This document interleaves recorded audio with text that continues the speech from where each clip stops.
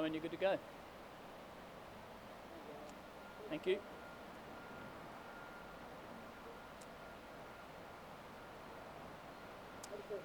Thank you. I just wanted to start, this is the first chance we've had to stand up since the announcement last night, and I just wanted to say how significant this is, not just for Brisbane, for Queensland as a whole.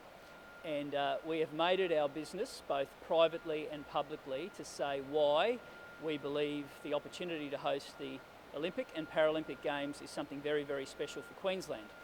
And I know there's mixed views on that, and I understand that, but I see this as a once-in-a-generation opportunity to do a few things.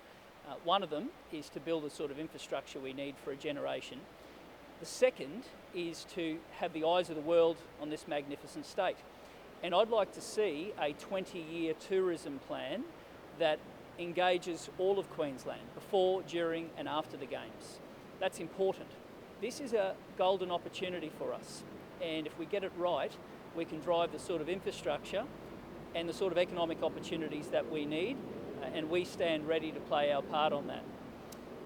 I also want to just acknowledge the efforts of contact tracers in Queensland in the past 48 hours.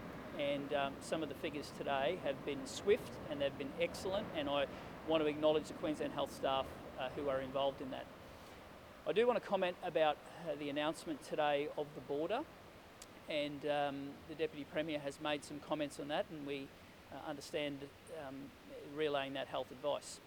What I didn't hear the Deputy Premier say, not once, was what the impact will be on businesses in our border communities. Now, we've been calling for a COVID lockdown support package for a long time. Now, whilst I acknowledge this is a different issue, someone at some stage in this government has to acknowledge that the decisions that are being taken have an impact on business. And at the very least, I'd like an acknowledgement that the government understands small and family business. And to continually avoid that conversation and to continually not want to do anything about it, it's really wearing thin on these businesses. There's been no movement at all on a business lockdown support package at all. And today, there's been no call to arms for people to support those businesses on those border communities. Nothing. It's almost like they can just continue to cop it time and time again. It's got to end. And small and family business have been the forgotten people in this COVID crisis. Before I hand over to Jarrod to make some comments, I want to talk about the Griffin report. And we've been saying how important this report will be to make sure that our contact tracing, our quarantining, the way we manage this disease in Queensland can be improved. The whole reason why our state went into lockdown was because of the fact that an administration worker working in a COVID ward was allowed to do so unvaccinated, and despite having symptoms over a couple of days, there were no processes in place to ensure that young lady got tested. Now, the only way we're going to get to the bottom of this is a report to be done and for a bit of scrutiny to be put on it. That report will be tabled the day after the estimates process finishes.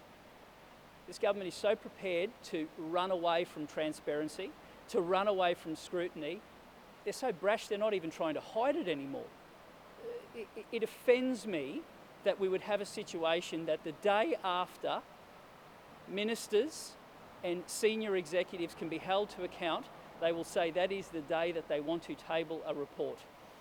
And finally, I'm going to make a comment about the Premier's decision to change her mind and attend the opening ceremony. The Premier says she has to attend the ceremony because otherwise she will offend the International Olympics Committee. It's her hypocrisy that is what is offending Queenslanders. It's saying one thing and then changing your mind, and that has been a consistent trait in recent months. Over to you, Jarrod. Thanks, David. Jarrod Bleijie, Shadow Minister for Finance. A couple of comments, one on estimates. First, can I just say the Queensland budget estimates process is an absolute joke now. I've served in Parliament for 13 years and I've never seen it this bad before, with a government running from scrutiny, hiding from accountability, and essentially now being upfront with it, and they just don't care. This is what happens when a long-term Labor government becomes arrogant, and that's exactly the case as what's happened in Queensland. So we had the 1 day of estimates last week. The Premier then went to Tokyo. We now have estimates starting next week, and what we saw with the protection racket in the 1 day that we had the Premier and the Treasurer up is that will continue, and it's getting worse. That's why the Queensland budget estimates process needs a complete bomb put under it. It needs to be blown up, because the people who are suffering from this are the people of Queensland. They're not getting answers from the government. The government are refusing to answer the opposition questions. The government are running and hiding from the scrutiny, and you've got the Labor members on the committee using it as a protection racket and not allowing proper debate and flow as estimates should. Now then, we have the announcement today that the Griffin report, a very important report for Queenslanders in terms of how an unvaccinated healthcare worker was able to be unvaccinated in a health ward and then travel the state. That is due to be released, and they've announced today they're going to release it after estimates. So the Queensland community, the opposition, the crossbenchers, won't have the benefit of what seeing is in that report to grill the health minister appropriately, and she'll simply say, well, wait till the report comes out. This is a government so arrogant, third-term government that is so lazy, and the people are suffering as the people of Queensland because they're not getting this accountability.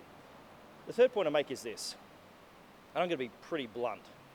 The Premier looked Queenslanders in the eyes and she said this: I'm doing a fly-in, fly-out visit to Tokyo. I'm going to look the International Olympic Committee members in the eye, I'm going to pitch for Queensland, and then I'm coming home. And that's what Queensland is expected to happen. The Premier should be on a plane coming back to her home state now, but she's not.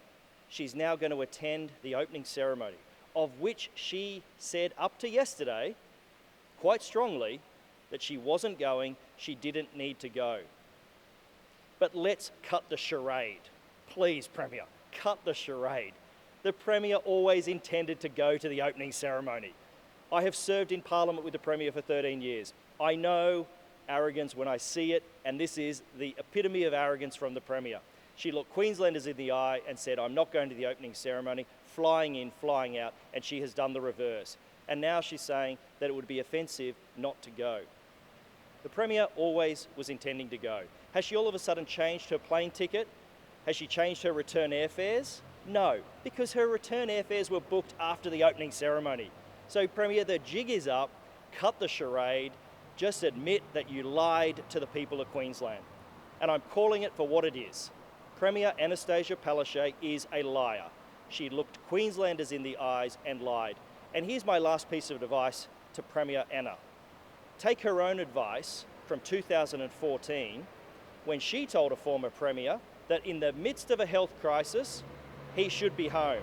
Well, Premier, I say, in the middle of a health crisis of the Labor government's own making, in the middle of a pandemic, when this government just shut the borders to New South Wales without giving small business support that they desperately need, the Premier should be home. She lied to the people of Queensland, and she should front up now to face the small businesses and family businesses that have just been cut out of New South Wales because of the border shut, and the Premier is nowhere to be seen. Oh no, she will be somewhere. She'll be hanging out with royalty and international celebrities in a corporate box at the Olympics, when every other Queenslander is stranded at home.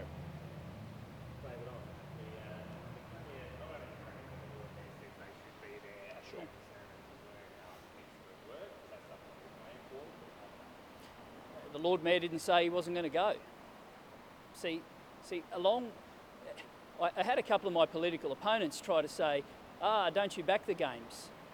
Because you said the Premier shouldn't be hypocritical in her comments about international travel.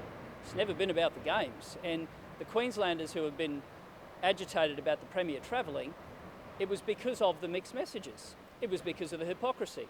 It was because if you say to a fruit grower in Mundubbera that you can't bring in your international workforce, and if you say to somebody running a specialist business in Brisbane that you can't bring in an internationally skilled worker, but your travel is different, that's when it starts to grate. When you say that you're not going to go somewhere, but then you change your mind after making a commitment to people, that's when it starts to grate. So it's never been about the decisions, it's never been about the Olympics, it's about the hypocrisy. And that's what's grating on people's nerves. What do you make of John Coates' behaviour at that press conference when he started bullying and misogynistic? I'll let him answer for himself. I thought it was a little uncomfortable. Embarrassing for the Premier or embarrassing for the Olympic Committee? It would be wrong of me to weigh into that, other than to say I watched it along with I'm sure most other Australians and thought it was a little uncomfortable. But in the end, in public life, if you make a commitment and you value your word, you honour the commitment, or you don't make it in the first place. Do you suspect seeing the Premier in a quarantine hotel when she returns, similar to those Australians have the same? Well, I hope so, because otherwise there'll be a little bit more hypocrisy to go around. Her argument is that, as I said, yes, she should be a Well, space to conduct business. let's wait and see. But again, it's when it's one rule for one and another rule for the ruling elite, that's when people start seeing through third-term administrations. Thanks all very much. Thanks everyone. Cheers.